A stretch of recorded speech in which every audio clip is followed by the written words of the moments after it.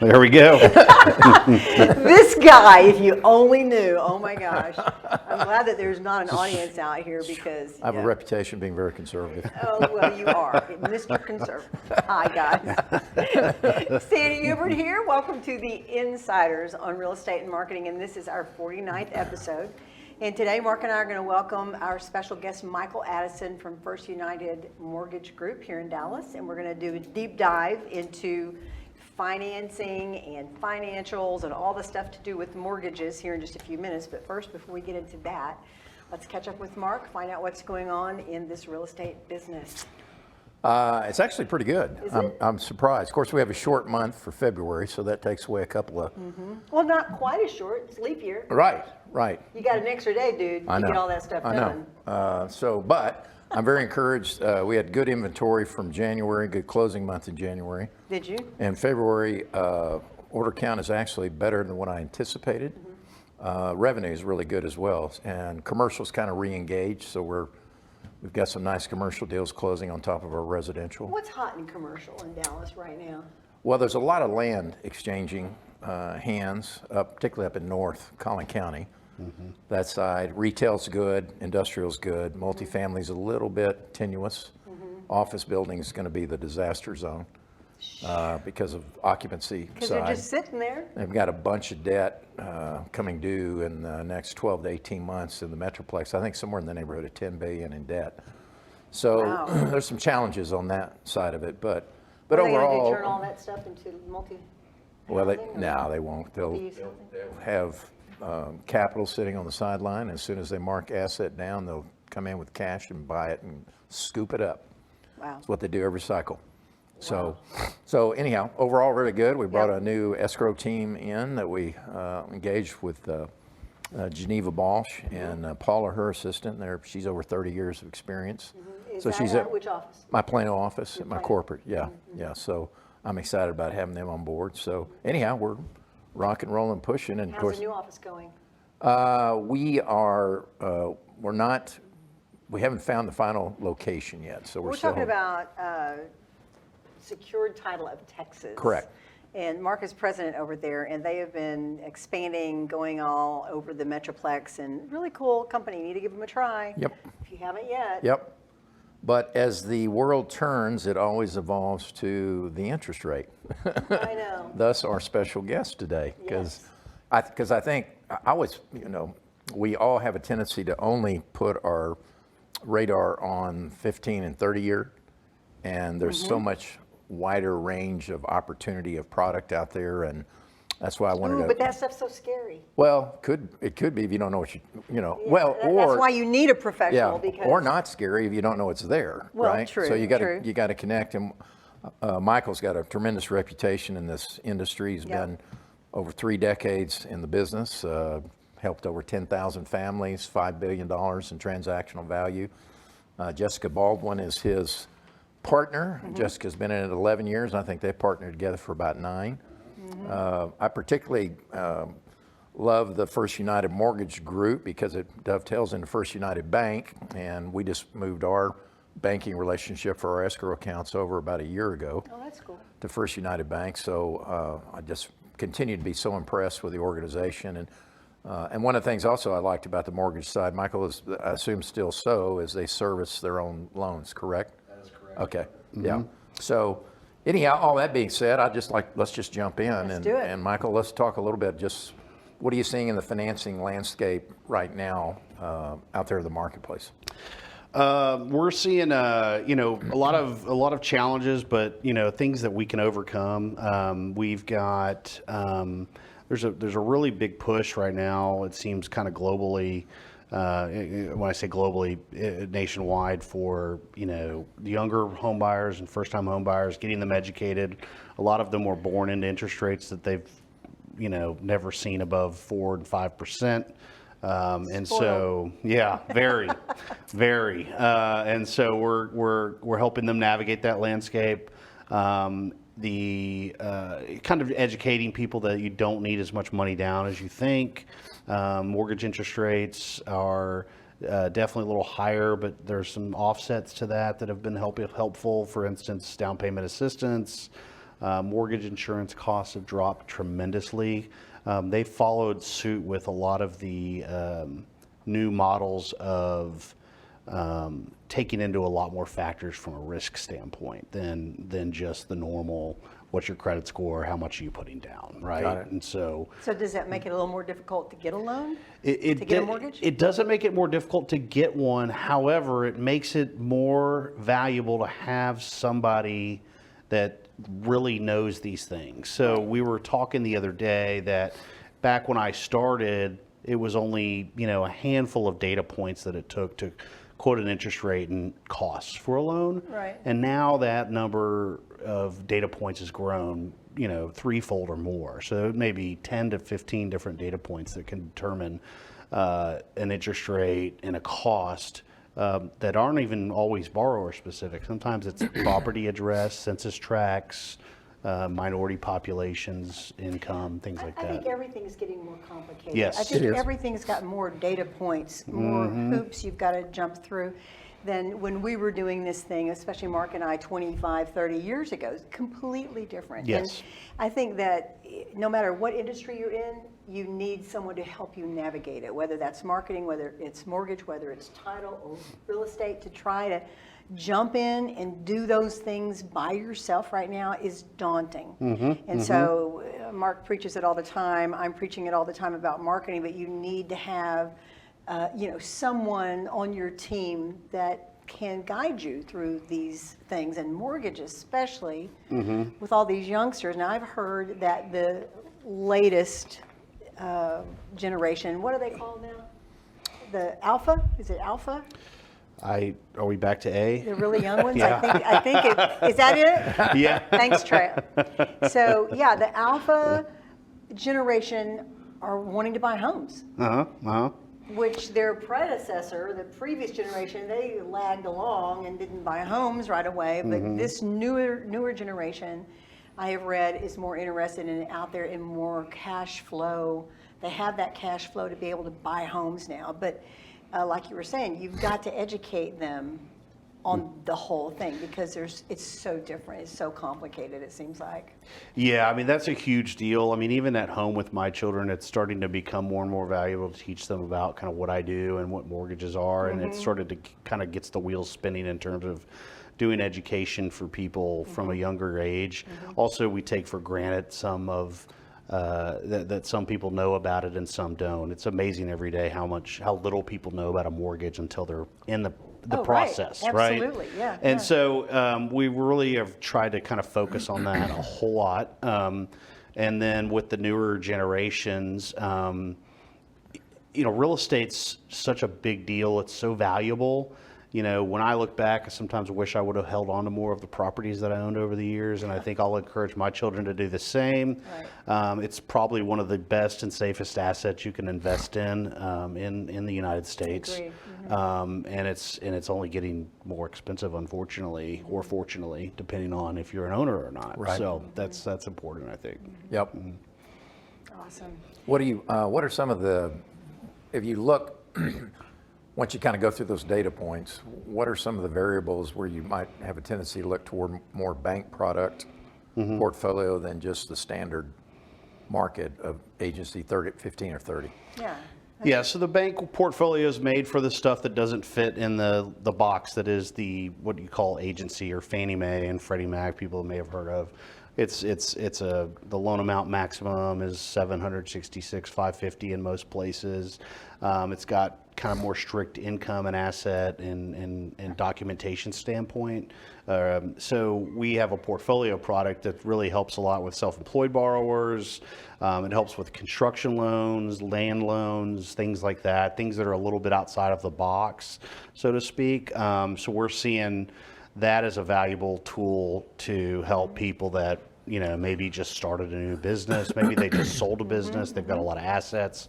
So there's a lot of things we can do. Are you seeing more of the self-employed musicians, coders, people that are in tech that are working for themselves? Are you seeing more of those kind of people wanting to buy homes? So in Dallas, we see a lot of the gig economy, the Uber drivers. Yep. They'll we've seen some of those.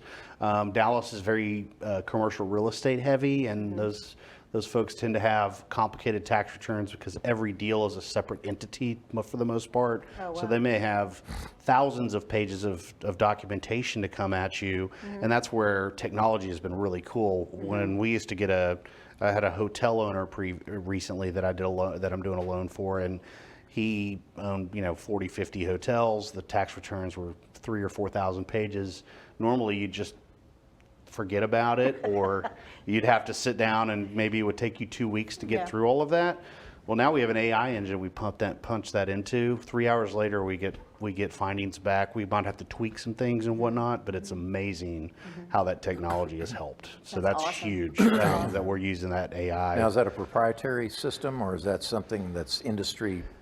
It's in the industry, but I don't know that all lenders have the ability to use it. The other thing that we really, I feel, can do better than almost anybody else on that system is to take the data it gives you. It helps us to get the data and then to go and use the knowledge we have and the experience we have to double check and use the data to make sure the income's accurate. There are so many loopholes and add backs and things like that, and that's why I think about 30 or 40% of my business is self-employed borrowers, because we can get stuff done that other people just can't. And it's all within the guidelines and the rules. It's just you have to know that stuff really, really well. And I study a lot. We just bought a house, and I am self-employed, and my daughter and her husband are both musicians. So we bought a house together last year, and I think we got passed over 3 times. Not passed over because we didn't qualify. We had plenty of money there, but the guys that we're working with didn't know what to do with this. So the first one, passed us off to someone else, and that guy sat, and we never heard back from him. And then finally, we did get someone who knew how to handle people that were of the gig economy or self-employed. And I found that interesting because I think that has got to be a huge population out there, and you just said 30 to 40% of your business are self-employed. That's a right. lot. That's right. So tell us about the some of the creative products that you've got out there where a person who doesn't want to do a 30-year mortgage, or they don't have 20% to put down, what are some creative ways that you can get people into a mortgage? So I'll kind of go through some bullet points here. The first one is, the first-time home buyer stuff is as little as 3% down, up to $766,550 on loan amounts.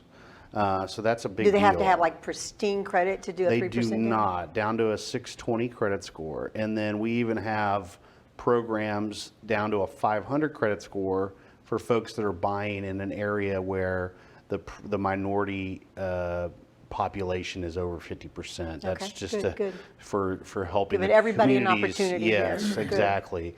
That's a big deal. And then for folks that can't even come up with the 3% down, Texas is really good about in down payment assistance programs. They've got a bond program right now that's at 6.5% on a 30-year fixed, and it is 4% down payment assistance. So it covers the entire down payment and some closing costs.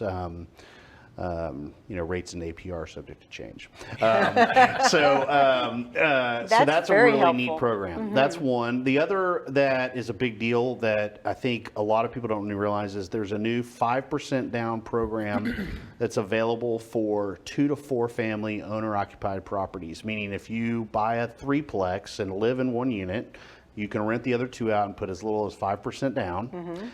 And the loan amount limits on those to get a regular good 30-year fixed rate on the 4-unit properties is well over $1.25 million. So it's a huge deal. It's for especially empty nesters or maybe people that have gone through a divorce recently and want to stay in an area and make an investment, things like that. So that's a big deal too. And then the other one we're really pushing a lot right now is with the cost of college going up and people, out there. I've got a son who's going off to college here in a couple of years. He's going to Jacksonville, Florida for college. And the ability to co-sign on a loan for your child with them on the loan, they don't have to have any income, and you can still get them a loan as an owner-occupied property. And so that means that they can go in and put as little as 5% down, buy a place off at the college town they're going to. They're going to get 4 years of Wow. appreciation out of that. And get their first home, start banking that money. Yes, and then this is something that each individual would need to check with that individual state, is that in certain states, by doing so, you may be eligible for in-state tuition to that institution at that point. And so it can offset the cost by a lot or all, depending on the state, and that is going to be state specific. And that kind of brings me to one last point. We do lend all over the country. We've done loans in Alaska. I mean, everywhere. We do loans all over the country, which is also unique. So when people are going off to retire, buying a second home, or the kids are going off to school, we're doing a lot of that. I just think that's wonderful. It's a really neat deal, and a lot of people don't think about it. Yeah. No, you don't. You don't know if it's cost effective or not, but they're going to have to pay rent or you're going to have to pay for dorms somewhere. Yep. So I think that's really brilliant that you can absolutely do Appreciation that. and right. Yeah, absolutely. Yep. Are you Yeah. seeing, Michael, any calls on refinance cash outs or anything with current? I mean, obviously there's a displacement between someone that has a 3% where the market is now, but I keep looking at most recently I'm hearing now about becoming more relevant statistics on potential foreclosures side of the equation. So there's equity to tap. People may need that equity for many other reasons. in the Yeah, days world. we're starting to see more requests for equity. A lot of times equity, if it's depending on the deal, it's you just want to maybe go get a home equity line of credit, and because that way you don't lose your first lien interest rate. But if Right. your first lien is at $100,000 balance and it's at a 3% interest rate, and you need $400,000 out, then coming into the current environment of let's say a 6.5% interest rate, you're just going to want to redo the whole thing, because the second lien interest rates are typically tied to prime plus some factors. Yeah. They may be at 8.5 to 9%. And so that, it just depends on the situation. And this is where the data points and stuff, it makes it more complicated, but it's much better because it's more customized, right? So it's no longer the days of calling a bunch of lenders and saying, hey, what's your rate? What's your rate? What's your rate? Well, the rates today are between 3% and 10%. Actually, 3% and 13%, I think I heard of one the other day. And there's a lot of factors that go into that. And people say there's no 3% rates anymore. Well, they are. It's just you may have to pay for it. So Right. it's not a game of, it's all about the rate, but what really is the cost of the interest rate, and what the loan is for. If it's a fix and flip, if it's a purchase that's an Right, investment. if it's going to be your home, your long-term Exactly. home. Big time differences. And then are you seeing anything, or any frequency might be the right word, because I know builders are doing it, of just a standard resale contract where the seller's doing a buy down, or something for the borrowing party? Yes, we are. Yes. And so buy downs come in two forms, right? They come in the form of a permanent buy down, meaning that, you pay 2 or 3 points to get the rate lower for the whole 15, 20, 30 year term, whatever it may be. The other that's kind of come back in vogue, it was in vogue 20 years ago, and it's sort of really come back in vogue since the rates increased so much in 2023, is the temporary buy down. And what that means is if your rate's 6.5%, you can basically effectively make a payment at 4.5% for the first year, 5.5% for the second year, and then it goes to the 6.5%. So it helps people adjust to the move-in of getting into that home, getting used to that. It also gives them some cycles in terms of some of the benefits of home ownership, which is going to be less income tax because of the property tax write-offs and the interest write-offs. So that's hugely helpful, and that buy Gets people down in. is great. Yeah. The other thing too is the money that goes in for the buy down. It's a subsidy that gets put into an account. So think about it as if your payment's $1,000 and you have this bucket of money sitting there, it might effectively make the payment $800 a month, right? If you refinance or sell before that money is used, it's your money. It comes back to you. So it's not like the buy down money is also money you get to keep, even if you don't keep that loan for that 2-3 year period where the rate's lower. That's a really neat deal. Interesting. Hard to picture, and I'm sure it's people on the podcast are probably, how does that work? it's something that we can show you on spreadsheets and things like that. It is harder to explain verbally than it is. Some people are visual, but it's a really handy tool, especially for these builders that need to move product and stuff right now. It could be very, very useful. But the thing too is the sellers can do this. It doesn't have to be a builder, and that's what some people Right. don't And the buyer understand. cannot pay for that, correct? It has to be the other party, the seller, or can a buyer buy down their rate? A buyer can buy down their rate, but there's certain limitations because of some of the government regulations on the mortgage industry. So most of the time, the temporary buy down is going to be paid for by a seller, Okay. and the permanent buy down's going to be paid for by either party. Forgetting all other things, what's our environment in the appraisal side? Is that strong? Or you have any challenges in the appraised value versus contract? Not in Dallas-Fort Worth. So I don't know what our audience is here, but Dallas-Fort Worth, we're not seeing that. I haven't heard of other parts of the country experiencing that.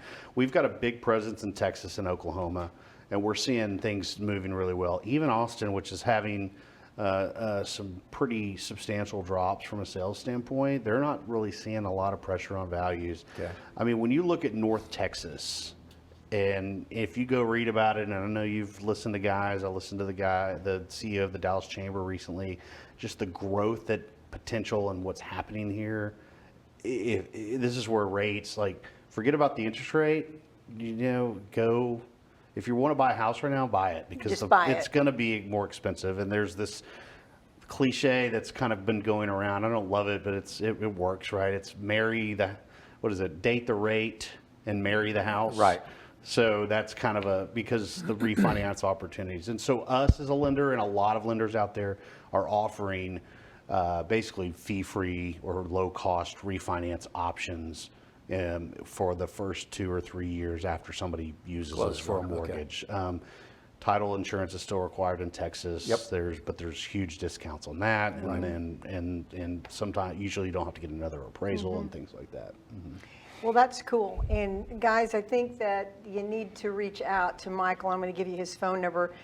Tell me if this was the correct one, 214-500? Okay, 214-500-1358. I'm going to say that again, 214-500-1358, and that will connect you to his team to get more information about these rates and all these products. And I mean, I'm blown away at the creativity and how it's making it easier for everybody across the board to be a homeowner, and that's what I'm all about. I think that's beautiful. Makes it harder to be a lender, but that's okay. There's a lot of extras out there right now, and so it's something we're really excited about. The opportunities, and we try not to shy away from what's happening. We just lean into it. We got through 23, and let's go 24. Let's kick it in gear, right? Well, you got a great institution behind you as well. Absolutely. I think First United is somewhere around $16 billion, I believe. Yep, privately owned, $16 billion. We service around 15,000 loans currently out of our kind of our regional headquarters in Plano. Okay. Across from where you're officing right now, and so that's a really big deal. Right, and I love their theme. They have a theme of spend life wisely. Yes, and they focus on faith, financial well-being, health, and personal growth. So they really just have a really unique culture, and leader starting with Greg all the way down is just really focused about the consumer. And what I love about it too, even when I sit and talk with realtors that we're doing business with, I always ask them, do you have a banking contact within the mortgage industry, because there's different categories and they don't understand that side of it, but there can be so much more that you can bring to a consumer absolutely beyond that mortgage loan with their business side, their banking side, things of that nature, to make it a really nice fit all the way around. So great organization. Well, that's awesome.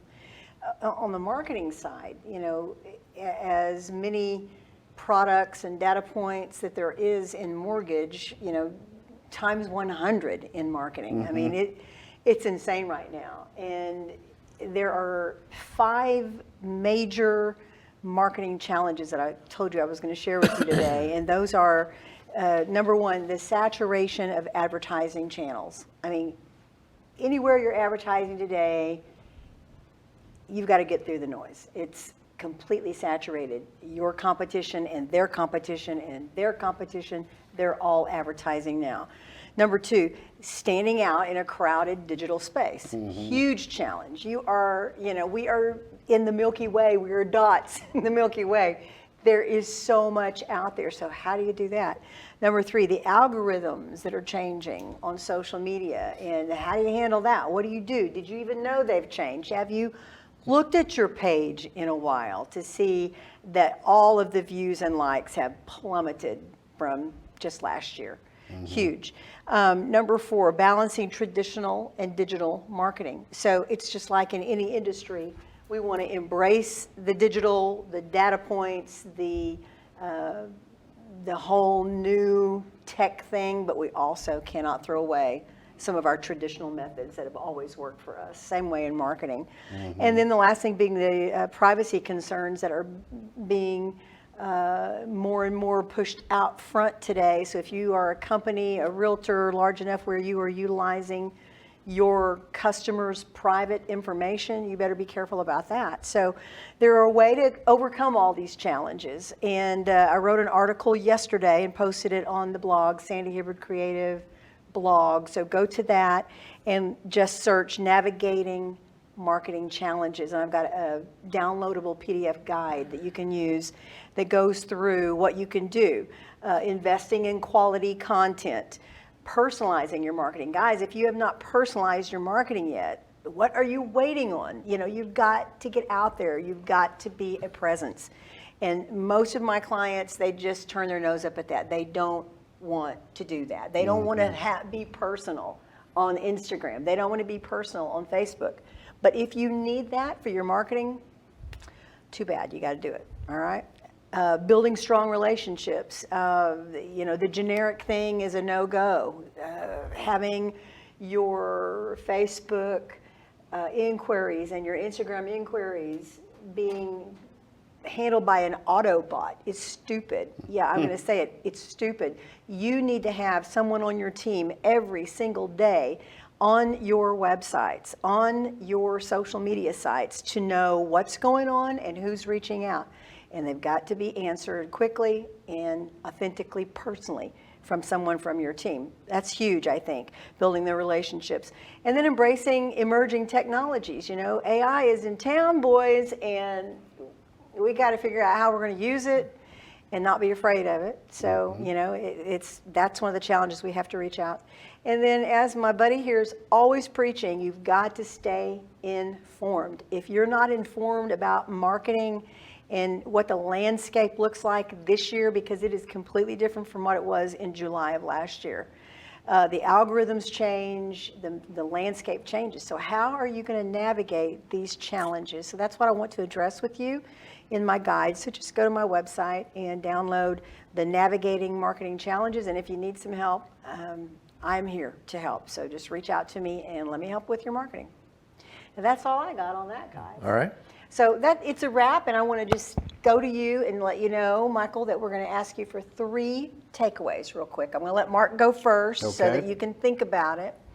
But Mark, give me 3 takeaways from today's show. Well, the first one, which I obviously strongly believe in, is find a lender that has the reach into the portfolio side. Oh, heck of yeah. Michael's group and with First United Mortgage for one. So I'm a strong believer of that. There's so many other opportunities of product out there that the realtors just People are have not no idea. thinking about. Yeah. Even to the consumer. Secondly, I just love this theme, spend life wisely. I love that. And really shore up yourself on your financial condition, your health, all those things are just balance of life. The older I've gotten, the more I understand the beauty and the importance of balance. Absolutely. Across the platform. And doing it now, Right. sooner rather than later. And then the last one, which I probably lean to because I'm as old as I am, but experience matters. It does. And I really do believe that in today's world. We've got a lot of bright, young professionals in this business, but nothing takes the place of the experience. If you've been out here grinding as we have for over 30 years, my case is almost 50, you just have a perspective of business and the way to get deals done from your historical experiences that others may not be able to reach into that. And some of that just becomes instinctual. When you begin to talk to a borrower, Yes. Michael, you know. Because it's knowledge. Yeah, it's knowledge. You kind of all right instinctively know where to go in your questioning and things, because you begin to formulate. And we do the same thing on our side. We see something, we're getting files transferred to us from other companies because they can't figure out how to get the deal done. It's not that complicated, but you got to have the experience to lean back on. So those are my three. Nothing better than a dull, old expert. There you go. I'll add a little humor. Don't be going for that shiny, bright thing. Go for that dull, old thing. They're the ones that's going to get you through. Well, I could throw a good dad joke maybe out there sometimes. Yeah, I agree on the expertise is huge. I love working with the young folks, the young guys and girls that work on my team. They've got some really cool things that they're doing that we just don't know about yet, you know, in terms of the social media and some of the ways that they're driving business. But at the same time, once they have a deal, I love to be able to go in and help them figure that thing out and figure out how to make it work, because that is where the experience comes in. There's just no replacing that. I mean, I still call guys that have been around. You know, I think I asked Mark a title company question recently on some title issues because they come up, and it's just, I mean, unless you know about it, you know, you just and have experienced it, and trust me, the bad experiences really stick with you, so you don't make them again, and so that's where that history of knowledge comes in. I think let me think about. See, another takeaway here would be. Own real estate. I think it's a really, really good investment. I think it's a smart investment. I think that simply learning from the internet kind of goes back to point one, right, is not the way to go. So make yourself a little board of directors, find people that can mentor you, get a really good real estate agent, get a good title company, get a good lender. That's your team. That's who can help you figure this stuff out. And I think there's a lot of value in that. And I said, especially, like I said, in the Dallas-Fort Worth market, the North Texas market especially, you know, find those opportunities and stick with them. The last one I would think would be that's really important is to just understand that everything's not a one-size-fits-all anymore. The world is changing. I think I heard Wendy's the other day is going to start doing. They've got a new experiment they're doing that's pricing based on times of day, like Uber pricing. You know, volume. Yes. So I'm not saying that's happening in the mortgage world, but what it points to is just the fact that with all of the information we have now, with the AI, which is almost intelligent, I don't think it's artificial intelligence yet, but almost intelligent, things are changing rapidly, and so us being with a big organization, constantly being educated and things like that's something that's huge in everything, not just real estate and mortgage, but that, I mean, you almost can't keep up with the changes. I mean, certainly a consumer cannot if they don't do it every day. No. So that's why, again, back to point number one, expertise. You've got to have somebody that's an expert today and also wants to maintain and be an expert still tomorrow, right? So, and then the last thing I've said for 30 years almost now is, you know, our goal when people come in, we know people have a perspective and a history of what mortgage lenders are, and our goal is kind of to change the perspective of what that looks like, kind of one loan at a time. So unfortunately there's some bad experiences in the past if you go look at the history, but you know, our goal is to do this with honesty, integrity, a lot of education, and try to help, you know, guide people from a financial perspective, not just from a transaction. Yeah. Great. Those are good. Those Excellent. are good. My 3 takeaways, real fast. Number one, piggybacking on everything you guys have said, is you don't know what you don't know. So knowledge is key here, but you don't have to have all the knowledge. So don't be afraid. You know, you reach out to Michael, reach out to Mark, reach out to me, reach out to whoever else might be on your team to get the knowledge piece that's missing. Hugely important. Number 2, get a house, buy a house. It's so easy these days, and I'm not saying it's easy, but it's easier, as Michael has said, through all the different programs, the creative financing, and it's not the dangerous creative financing Right. we saw No, back in that's 2008, right. okay? I know. This is, we've lived and learned, right? And so you get with a professional like Michael and Mark, and they are able to guide you through a way to own a home. I think that is second biggest point. Third thing, you're doing your marketing, you need help. Marketing is daunting and challenging for marketing professionals, much less someone who just started a new business or a realtor who's just starting out. Just because you know how to get around and make posts and videos on TikTok and Instagram does not make you a marketing professional. And I think that to be able to have someone that you can reach out to and have a second head, if you will, to talk about your marketing, to plan your strategies, and to help you get your message out is huge. So I want to say that. So 3 things: know what you're doing, get a house, and get some help with your marketing. And with that, we are going to see you next month on March 22nd. We'll be streaming live at 2:30 right here on the Insiders. There we go. Real estate and marketing. Thank you you so much. Ciao.